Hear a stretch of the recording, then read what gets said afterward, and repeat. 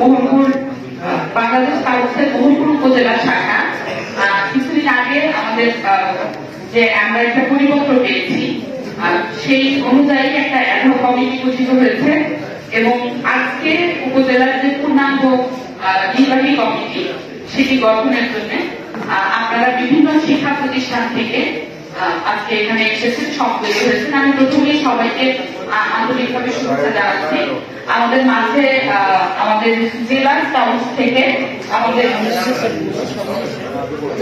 আমাদের আঞ্চলিক স্কাউটস প্রশিক্ষণ কেন্দ্র, সেখান থেকে আমাদের সহকারী পরিচালক ম্যাডাম এসেছেন, আমাদের স্যার এসেছেন জেলা স্কাউটসের পক্ষ থেকে, এবং আমাদের বরাবরের মতোই আসলে মোহনপুরের স্কাউটসের সাথে যারা দীর্ঘদিন থেকে কাজ করেন, আমাদের প্রোগ্রাম স্যার আছেন, আমাদের পরিষা হাই স্কুলের বাবুল স্যার আছেন, তুমিন স্যার আছেন, এবং আরো যাদের আসলে পরিশ্রমের ফলে বাংলাদেশ স্কাউটস মোহনপুর উপজেলা দীর্ঘদিন থেকে সাফল্যের সাথে তাদের কার্যক্রম চালিয়ে যাচ্ছে, তারা সবাই আজকে আছেন। একই সাথে আমাদের সাথে আমাদের মোহনপুর উপজেলার আমাদের সম্মানিত উপজেলা কৃষি কর্মকর্তা, উপজেলা যুব উন্নয়ন কর্মকর্তা এবং আমাদের উপজেলা মাধ্যমিক শিক্ষা অফিসার আমাদের মাঝে আছেন। এবং আমরা আজকের অনুষ্ঠানটি করছি আমাদের মোহনপুর সরকারি উচ্চ বিদ্যালয়ে। তো খুবই স্বল্প সময়ের নোটিশে তাদের অডিটোরিয়ামটি ভেন্যু হিসেবে ব্যবহার করতে দিয়েছে আমাদের মোহনপুর সরকারি উচ্চ বিদ্যালয়। আমরা আমাদের প্রধান শিক্ষক স্যার উনিও আমাদের মাঝে আছেন, সবাই ওনাকে একটু হাততালি দিয়ে তৈরি।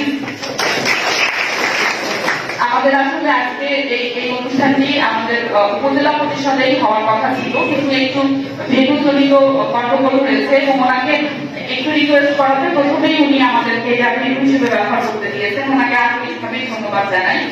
আর আরেকটি বিষয় সেটা হচ্ছে যে আমি আশা করব যে আজকে পূর্ণাঙ্গ নির্বাহী কমিটি যেটি গঠিত হবে শান্তিপূর্ণভাবে এবং মানে সবার মধ্যে সংশোধন ভিত্তিতে যেটি গঠিত হবে, তারা খুবই উদ্যোগ নিয়ে খুবই আন্তরিকতার সাথে কাজ করবে। আপনারা সবাই জানেন যে আমরা একটি সফল ক্যাম্পনি অনুষ্ঠান আয়োজন করেছিলাম আমাদের আগ্রাই উচ্চ বিদ্যালয় প্রাঙ্গণে।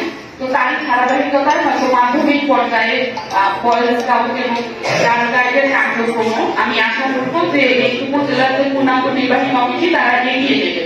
আমি কথা বাড়াবো না, আমি জেলা থেকে যারা এসেছেন তাদেরকে আবারও স্বাগতম এবং ধন্যবাদ জানিয়ে এই আমাদের যে নতুন যে নির্বাচন কমিটি হবে তাদের শুভকামনা রেখে আমার সংক্ষিপ্ত বক্তব্য শেষ করছি এখানে। এর পরবর্তীতে কার্যক্রম আমি আমাদের পুলিশ স্যারকে আমাদের পূর্ণাঙ্গ বিষয়টা উপস্থাপনের জন্য অনুরোধ করছি।